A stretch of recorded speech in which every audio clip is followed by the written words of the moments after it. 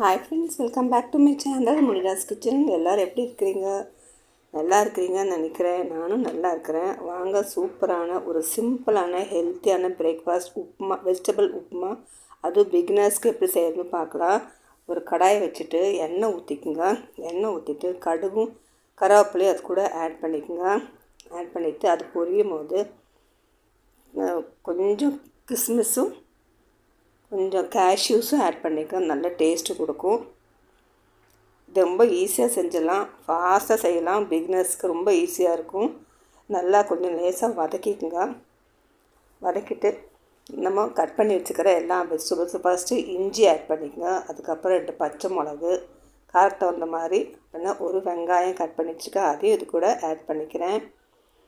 அதுக்கப்புறம் cauliflower, carrot, ஒரே ஒரு கேப்சிகம், அதெல்லாம் போட்டு 1 பை 1 எல்லாம் ஒன்றா போடாமல் ஒன்று ஒன்றா போட்டு, ஒவ்வொன்றுக்கும் வேவு ஜாஸ்தியாக இருக்கும், ஒரு வேவு குறவாக இருக்கும். வேவு ஜாஸ்தியாக உள்ளதுக்கு ஃபஸ்ட்டு போட்டுட்டு அதுக்கப்புறம் எல்லாம் 1 பை 1 பின்னால் போடுங்க. ஃபஸ்ட்டு கேரட்டு, அதுக்கப்புறம் காலிஃப்ளவரு, அதுக்கப்புறம் கேப்சிகம் எல்லாம் போட்டு நல்லா வதக்கிக்குங்க. வதக்கிட்டு தண்ணி வந்து 1 கப்புக்கு 2 கப்பு தண்ணி நான் ஆட் பண்ணுவேன்.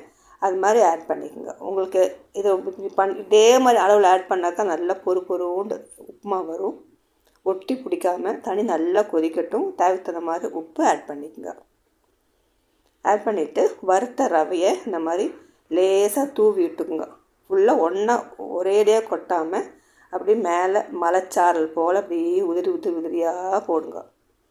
போட்டால் கிண்டிக்கிட்டே கை விடாமல் கிண்டுங்க. நல்லா நீட்டாக வரும். தண்ணி பூரா வற்றட்டும். 1 கப்பு ரவைக்கு 2 கப்பு தண்ணி.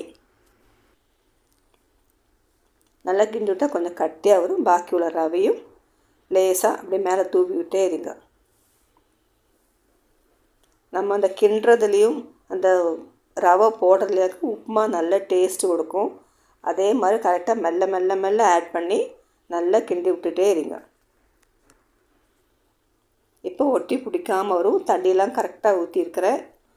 இப்போ ஒட்டி பிடிக்காமல் நல்லா பொறுன்னு நம்ம கிண்டந்தோறும் இப்படி பொறுண்டு வரும். அதுதான் இது கரெக்டான கன்சிஸ்டன்சி. நல்லா சாப்பிட்றதுக்கும் நல்லாயிருக்கும். இது மாதிரி ட்ரை பண்ணி பாருங்கள். பிகினர்ஸ்க்கு ரொம்ப கரெக்டாக இருக்கும். இதில் இதே மாதிரி செஞ்சால் அளவெல்லாம் கரெக்டாக போட்டால் நல்லாயிருக்கும். ஈஸியாக செஞ்சிடலாம். இப்போ நம்மள்ட சூப்பரான உப்புமா ரெடி ஆயாச்சு. அதுக்கு மேலே கொஞ்சம் மல்லித்தழை வேணால் தூவி விட்டுக்குங்க. கொஞ்சம் நேரம் மூடி வைங்க. அது கொஞ்சம் லேசாக ஒரு 2 நிமிஷம் தம்மில் இட்டாக்கா நல்லா தண்ணி ஃபுல்லாக கம்ப்ளீட் வற்றிட்டு நல்லா நமக்கு நினச்ச மாதிரி பொறுன்னு வருவதுக்கு. இந்த வீடியோ பிடிச்சிருந்தா லைக் பண்ணுங்கள், ஷேர் பண்ணுங்கள்.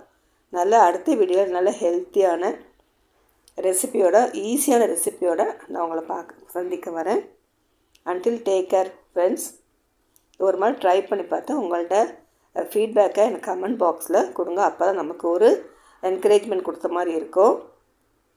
இப்போ ட்ரை பண்ணி பாருங்கள். ஓகே ஃப்ரெண்ட்ஸ், பாய். இன்னும் அடுத்த வீடியோவில் உங்களை சந்திக்கிறேன். Until take care. Bye friends, and thanks for வாட்சிங்.